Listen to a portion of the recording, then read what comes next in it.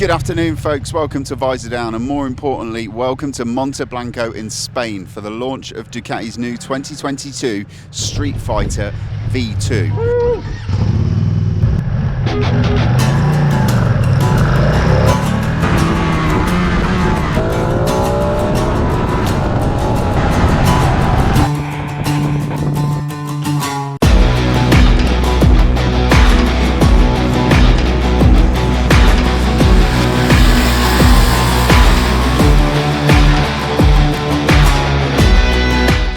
Now, I shouldn't really have to explain too much about what the ethos and what this bike is all about. Really, Ducati are stating that they're bringing the fight formula of the V4 and they're just making it a bit more of an accessible package on a couple of different fronts, and a more sort of easy to ride, road biased but still good on the track, naked bikes. We've got the 955cc Super Quattro engine, which is shared across a few of the Ducati models at the moment. In this form, it's pushing out a shade under 150 brake horsepower, which has been plenty on road and just about enough on the track here at Monteblanco, which is quite a wide, fast sweeping circuit. We've got about 75 foot-pound of torque from the engine, and you've got all of the bells and whistles of the Ducati Streetfighter V4 in terms of the electronics, the IMU control, the wheelie control, slide control. All of that stuff is still locked in there in that TFT, and it is now mated to what is effectively the Panigale chassis, Panigale V2 chassis engine, and so on and so forth.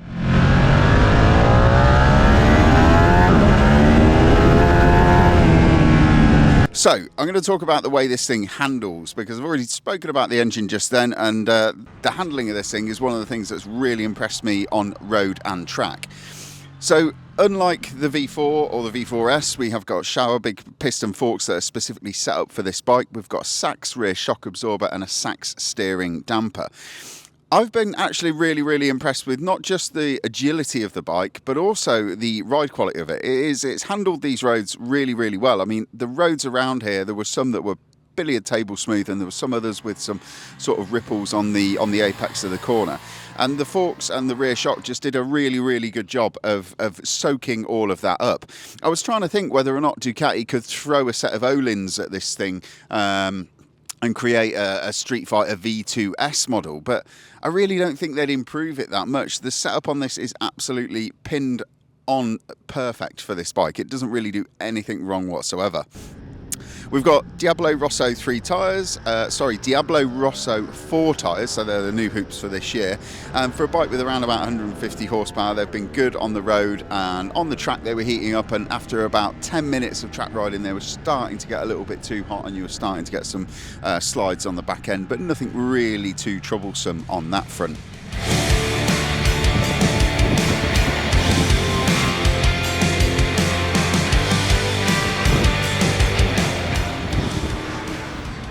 I've mentioned the braking system in terms of the electronics. The hardware, we've got a Brembo M4 monoblock calipers on this, and the brakes as well are really super powerful. This is quite a light bike, 170 odd kgs dry, fully fueled up, and with oil and fluids and everything else, you're looking at just around about 200 kilograms. So there's really not much to slow down, and as I'm only sort of like 85 kgs wet through, the braking system on it is phenomenally good. I've been able to brake really late on this Monteblanco circuit into some of the slower corners. The stability under braking is pretty good. You do get the rear hopping around a little bit, but you can really drive the front end into the tarmac and then push it into the next corner. It's been seriously good fun riding this around. The one thing that I did note on the road earlier, and this is kind of a fault of the agility of the bike, because it's so agile on the road, it doesn't feel like it's 200 kilograms whatsoever. And when you hit a crosswind, this thing just dances across the road all of its own accord, and you really can't do much to stop it. It's not really the fault of Ducati, because they've created a bike which is designed to sort of carve through turns, and it does do that. But I did notice on the road earlier, when it was a bit gusty, you get a crosswind and it'd almost knock you into the other lane, which was a little bit unnerving. Another thing that Ducati have changed for the Streetfighter V2 is they've slightly tweaked the ergonomics. So it's a little bit more upright than the V4. It's a little bit less involving. Seat height's 835 millimeters, but the bars are just that little bit more relaxed and a little less racy and sporty. I found it perfectly comfortable. I mean, I always said the Panigale V4 and V2s were, for sports bikes, they are actually quite comfortable machines to ride on. And with those wide bars, you've got plenty of leverage. You do feel like you could sit there for a decent amount of time. The seat has been enlarged for this model, so it is a more ample seat than you would find on the Panigale V2, and that's just to accommodate bigger riders and a pillion and some luggage, and that's mated to a specific subframe for this model just to help take that extra weight.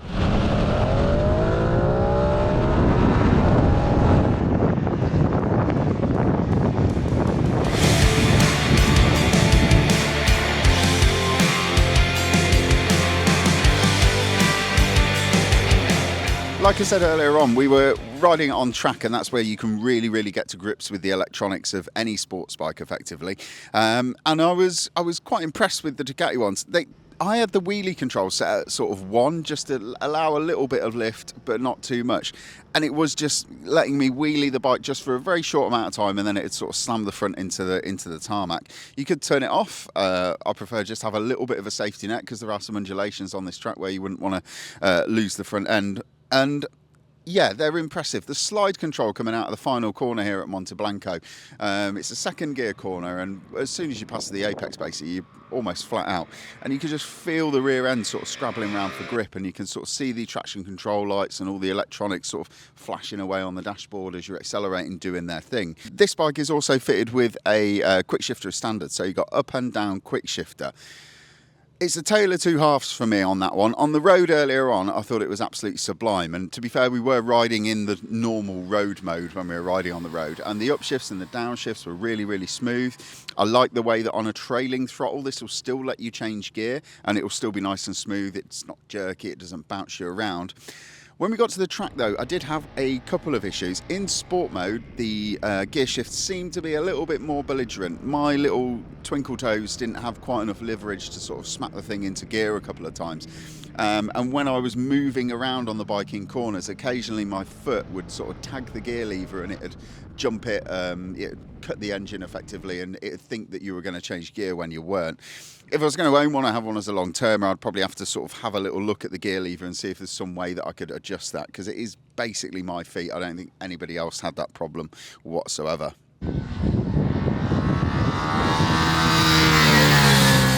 So what do we like about the Ducati Streetfighter V2? The handling of it is really very good. I wasn't the biggest fan of the Streetfighter V4 because I just thought it just felt exactly like a Panigale. This doesn't feel like a Panigale V2. It feels softer, it feels more compliant, it feels more accessible, and it allows you to exploit the limit a lot more than you would with a Panigale, because you've got just more control, you're more relaxed on the bike, and you don't feel like you're absolutely blowing out of your ass at the end of a track session.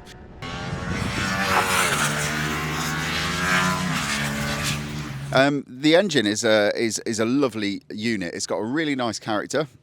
It makes an absolutely stunning noise. It still surprises me that this thing gets through Euro 5 regulations when it sounds this good. It absolutely howls its way to the red line, which is always good to hear.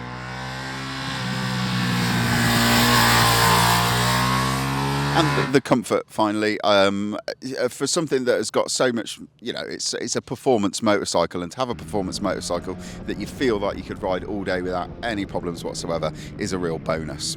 What don't we like? I've got to say the throttle, just in the initial opening and closing, can be a little bit jerky. Trying to pick up the throttle in some of the hairpin bends on the road earlier on today, and sometimes it was a little bit clumsy. You either had to introduce a little bit of back brake just to smooth it, or just use the clutch. That's a bit of a bummer. The mirrors, fair play to Ducati, because they've created a bike that you can actually see in the mirrors of, it was pretty good going for Ducati. The only problem is all I could see was my elbows, and I couldn't really get them in a decent position. But they are only really there because they have to be. They're not really there for any other reason.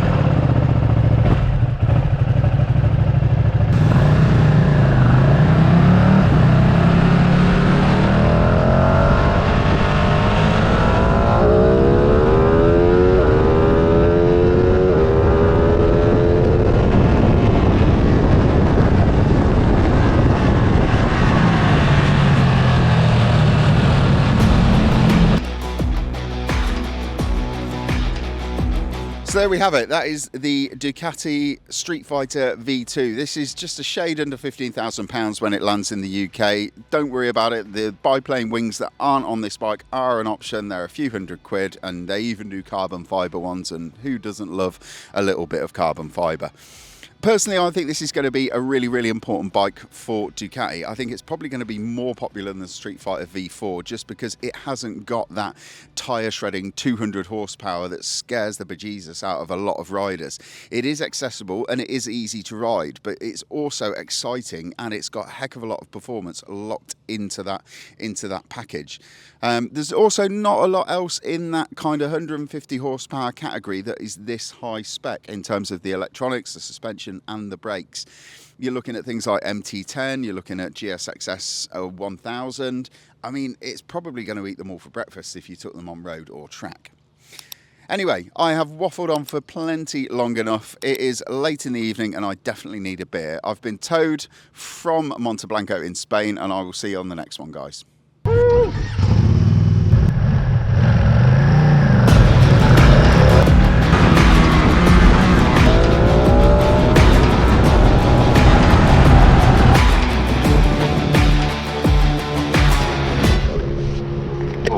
Yeah, sure, thank you. Okay, I'm too old. No.